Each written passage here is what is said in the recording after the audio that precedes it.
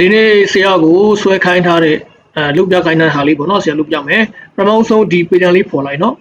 pattern လေးပေါ်လိုက်မယ်အလဲဆန္ဒမှတ်ချအောင်နော် keyboard ကနေ control R နဲ့ pattern လေးပေါ်လိုက်မယ်ပြီးတော့သူ့ကိုဆရာတို့ကအလဲမှတ်လေးချလိုက်မယ်နော်အပေါ်အောက်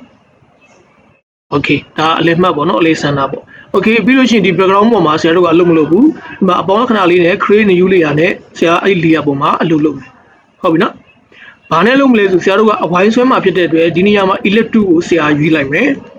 elect 2ကိုရွေးပြီးတဲ့အခါမှာ keyboard ကနေ shift key လေးကိုဖြီးပြီးတော့ဝိုင်းလိုက်ပါနော် shift key ကိုမနှိပ်ထားလို့ရှိရင်ဆရာတို့ကဘယ်ဥပုံစံရှင်းရှင်းမျိုးတွေဖြစ်သွားလိမ့်မယ်နော်အဲ့တော့ဆရာ shift key လေးနဲ့ဆွဲလိုက်တယ်ပြီးရင်လွတ်လိုက်မယ်နော်ဒီ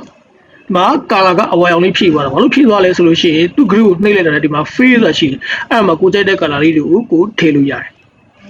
နော်ဆရာကဒီအဝါရောင်လေးထားလိုက်မယ် okay အဲ့ပြီးလို့ရှိရင်သူ့ကိုဆရာက control T နဲ့ select ပေးလိုက်မယ်နော် select ပေးပြီးတဲ့အခါမှာဆရာကဒီနေရာမှာအမှန်ချင်းလေးပြုတ်နေတယ်ဆိုလို့ရှိရင်အမှန်ချင်းလေးနော်ဒီနေရာလေးနော်အမှန်ချင်းလေးပြန်ပြီးတော့ထည့်ပေးလိုက်ဒါဆိုရင်ဒီမှာအဝိုင်းတက်တဲ့မှာအလယ်မှတ်လေးပေါ်လာလိမ့်မယ်အဲ့တော့ဆရာတို့ကအလယ်ဆန္ဒတက်တဲ့ကြောင်ကိုလောက်အောင်မှာဖြစ်တဲ့အတွက်သူ့ကိုဆရာတို့ဒီမှာလောက်ထားတဲ့ဒီ guideline လေးတက်တဲ့ကိုဆရာတို့ကသူ့ကိုဆွဲပေးပါပေါ့နော်အလယ်ဆန္ဒတက်တဲ့ကြောင် okay ဒါဆိုရင်အလယ်မှတ်ကျသွားပြီနော်ပြီးရင် enter ခောက်လိုက်မယ်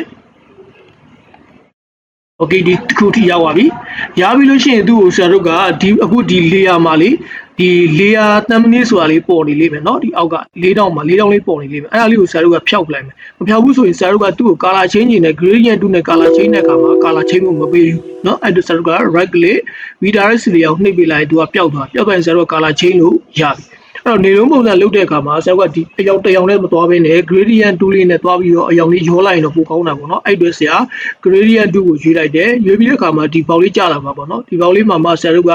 ပုံမှန်ဆိုရင်ဒီအလဲကောင်လေးမပါဘူးပေါ့နော်ဆရာကတီးတန်ဒီကနေပြီးတော့ order key လေးကို click ပြီးတော့ဆွဲပြီးပွားတာเนาะအဲ့တော့အယောင်တော့ယောင်ဆက်ထားတာပေါ့ဆရာဒီအောင်လေးကိုလုပ်ထားတယ်ဟုတ်ပြီကိုဆက်ပြီးသွားပြီဆိုလို့ရှိရင် okay နှိပ်လိုက်မယ်အော်ဒီနေရာမှာအယောင်ဖြည့်မှာဖြစ်တယ်ဒီတိုင်းသွားဖြည့်လို့ရှိရင်ဆရာတို့ကဒီ screen တစ်ခုလုံးကိုသူကအယောင်သွားပြီးဖြည့်လိုက်အဆင်မပြေဘူးပေါ့နော်အဲ့တော့ဆရာတို့ကဒီအဝါရောက်အဝိုင်းလေးကို selection ပေးဖို့လိုတယ်အဲ့တော့ဆရာတို့က quest selection 2နဲ့ selection ပေးလို့ရလို့ magic 1 2ကလည်းဒီ color တစ်ပြင်းနဲ့ရှိတဲ့အရာတွေကိုသူကလျှက်တစ်ပြည့် select ပေး select မှတ်တာပေါ့နော်အဲ့ဒါဆရာတို့က magic 1 2ကိုရွေးမယ်သူတစ်ချက်ထောက်လိုက်မယ်တော့ select ဝင်သွားပြီပေါ့ဝင်သွားပြီဆိုကမှဆရာတို့က gradient 2လေးကိုထောက်ပြီးဒီမှာရွေးထားတဲ့ color ကြီးမှန်သွားပြီလေသူ့ကိုအောက်ကိုဆွဲချပေးလိုက်ဒါဆို color တစ်ခုတော့သူရောဆက်သွားပြီပေါ့နော်ပြီးရင်ဝင်နေတဲ့ selection တွေကို control D နဲ့ဖြောက်လိုက်မယ်ဒါဆိုဒီထိရသွားပြီပြီးရင်ဆရာတို့ကသူ့ကို stroke လေးထည့်ချင်တယ်ဆိုလို့ရှိရင် effect ကိုသွားမယ် stroke ကိုသွားမယ်ဆရာတို့ကအဖြူအောင်လေးထည့်ပါပေါ့နော်နေလုံးပုံစံလေးဆိုတော့အဖြူမဖြူတူလေးပေါ့နော်အဖြူလဲရတယ်ပေါ့နော်ပုံစံလေးကကိုကြိုက်တာကိုထည့်လို့ရတယ်ပြီးရင် okay ပေးလိုက်မယ်ဒီအဆင့်ဒီရသွားပြီပေါ့နော်ပြီးလို့ရှိရင်ဘေးမှာပန်းထွက်နေတဲ့ဒီ trigger ပုံစံလေးဆရာကိုလုပ်ကြည့်မယ်နော်ဒီ layer ပေါ်မှာမလုပ်ဘူး create new layer နဲ့ layer အသစ်တစ်ခုခေါ်ပြီးတော့အလုပ်လုပ်မယ်ဟုတ်ပြီနော်အဲ့တော့ခုန group တွေကိုပြန်သွားမယ်သွားပြီးတော့ဆရာက polygon 2ကိုဆရာရွေးလိုက်မယ်နော်ရွေးတဲ့အခါမှာဒီနေရာမှာ3တို့5တို့6တို့ဖြစ်နေလိမ့်မယ်ဆရာတို့က3ကန်ပုံစံဖြစ်တဲ့အတွက်3ကိုရွေးထားပေးရမှာဖြစ်တယ်ပြီးတော့ setting ထဲမှာလည်းဒါတွေဝင်နေလို့ရှိရင်အဆင်မပြေဘူးเนาะတခြားသောပုံစံတွေထွက်လာလိမ့်မယ်ဟုတ်ပြီနော်okay အဲ့တော့ဆရာတို့ကဒီမှာဒီနှစ်ခုကိုအမှတ်ချက်ကျုပ်ပေးထားလိုက်မယ်เนาะဒါက Photoshop season 2020เนาะ okay ဒီရပြီလို့ရှိရင်ဆရာတို့က 3 ကန်ပုံစံလေးဆွဲမှာပေါ့เนาะ polygon 2လေးနဲ့3 ကန်ပုံစံလေးဆွဲရအောင် okay ပြီးတော့သူ့ကိုဆရာတို့ကအလဲမှတ်သူလည်းအလဲမှတ်မှန်ဖို့လိုတယ်เนาะအဲ့တော့သူ့ကိုဆရာတို့က control T နဲ့အလဲမှတ်မှန်သွားပြီးတော့ချိန်ကြည့်အောင်เนาะဒီမှာနည်းနည်းလေးလွဲနေတာပေါ့เนาะဒီညာလေးဆရာတို့နည်းနည်းလေးပြန်တည့်ပေးမယ်သူကနည်းနည်းလေးလွဲတာနဲ့ကိုသူကဒီလိုစဝိုင်းကိုပတ်လေပတ်တဲ့အခါမှာအရန်လွဲသွားတတ်တယ်ပေါ့เนาะဆရာတို့ဒီမှာသွားပြီးချိန်ကြည့်အောင် control T နဲ့ select မှတ်မယ်ဒီခေါင်းပိုင်းလေးကိုနည်းနည်းကြည့်လိုက်ပေါ့နော်နည်းနည်းမှန်သွားပြီဆိုရင်တော့ enter ခောက်လိုက်မယ်သူ့လည်းဆရာတို့က magic 1 2နဲ့သွားပြီး selection ပေးခြင်းနဲ့ဆိုရင်မရဘူးဘာလို့မရလဲဒီမှာ layer thumbnail လေးပေါ်နေတဲ့အတွက် right click redirect layer နဲ့ဖြောက်ပေးလိုက်မယ်နော်ပြီးကမှဆရာတို့ကသူ့ကို magic 1 2နဲ့ select ပေးမယ်ခုနစက်ထားတဲ့ gradient 2 color နဲ့အောက်ကိုဆွဲချလိုက်မယ်ပြီးရင် control D နဲ့ selection ဖြုတ် okay ဒီထိမှန်သွားပြီပေါ့နော်အဲ့တော့ဆရာတို့ကသူ့ကိုအပေါ်လေးနည်းနည်းတင်ထားမယ်နော်ဒါကိုစီမီလိုထားလို့ရနော်ကလေး trigger ပုံစံလုံးဝမကြချင်ဘူးအောက်ကိုနည်းနည်းလေးရှည်ချင်သေးတယ်ဆိုရင်သူ့ကို control D နဲ့ select ပေး keyboard ကနေ shift key လေးပြီးပြီးအောက်ကိုဆွဲချလိုက်နော်ဒီလိုရှည်လေးပေါ့နော်ပြီးရင် enter ခောက်မယ်မခောက်ချင် အပေါ်လေးနဲ့တင်လိုက်ဝင်နော်โอเคပြီးလို့ရှိရင်အလဲဆန္ဒမှတ်ကြမကြလဲပြန်စစ်မယ်နော်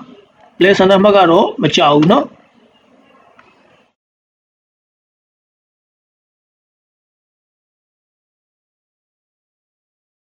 နေလေးဆရာပြန်ညှိလိုက်မယ်ပြီးရင်အန်တာခေါက်လိုက်မယ်โอเคဒါတော့ရပြီဆိုလို့ရှိရင်ဘာလုပ်မလဲသူ့ကို control T နဲ့ဆက်လက်ပေးမယ်เนาะဒီလိုအလဲဆန္ဒကအမှတ်ကလေးမပေါ်ဘူးဆိုလို့ရှိရင်ဒီမှာအမှတ်ကြီးလေးကိုဖွင့်ပေးလိုက်เนาะဆရာဒီမှာအမှတ်ကြီးပိတ်ထားတဲ့အတွက်ပျောက်သွားပြီအမှတ်ကြီးတက်လာရင်ဒီမှာပြန်ပြီးတော့ပွင့်လာโอเคအဲ့ခါမှာဘာလုပ်ရမလဲဆိုလို့ရှိရင်အဲ့ဒီ recam ပုံမှာပေါ်နေတဲ့အမှတ်အဝိုင်းလေးကိုဆရာတို့ကဒီစဝိုင်းရဲ့အလဲဆန္ဒတက်တဲ့ကိုတွားပြီးတော့ချပေးရမယ်เนาะလွဲလို့မရဘူးเนาะနည်းနည်းလေးလွဲရတဲ့သူကအဝိုင်းလေးပတ်တဲ့အခါမှာစကားပြောတယ်เนาะโอเคဒီထိရသွားပြီနော်ပြီးလို့ရှိရင်သူ့ကို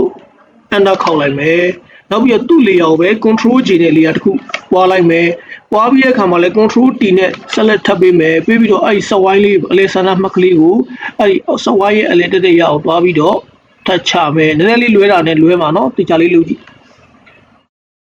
ဆရာလည်းဒီနေရာမှာနည်းနည်းလွဲရင်လွဲမှာနော်โอเคအဲ့လိုရောက်သွားပြီဆိုလို့ရှိရင်သူ့ကိုဆရာတို့ကဘေးကိုဆွဲချကြည့်မယ်เนาะလူတလောက်ပေါ့เนาะဘေးကိုဒီလိုအဝါလေးရဆွဲချလိုက်ပြီးရင် enter ခေါက်လိုက်မယ်ပြီးလို့ရှိရင် keyboard ကနေပြီးတော့ control ရဲ့ order ရဲ့ရှေ့ရဲ့ T ရဲ့ကိုတောက်လျှောက်နှိပ်သွားလိုက်เนาะ control order ရှေ့ကိုဖိထားပြီးတော့ T ကိုတောက်လျှောက်နှိပ်သွားလိုက်เนาะโอเคဒါဆိုလို့ရှိရင်လိုချင်တဲ့ဟာလေးရပြီပေါ့เนาะဆရာကဒီနေရာမှာ background အဖြူဘာလို့မထားတာလဲဆိုရင်ဒီမှာ stock ကအဖြူလေးဖြစ်နေလို့เนาะဒီနေရာမှာတကယ်လို့ဆရာတို့ကအဖြူထားလိုက်မယ်ဆိုလို့ရှိရင်ဒီအလေကောင်ကအဖြူလေးမမြင်ရတော့ဘူးပေါ့နော်โอเคဒါဆိုလို့ရှိရင်အဆင်ပြေလိမ့်မယ်လို့ထင်တယ်လုပ်ကြည့်ကြည့်ပါနော်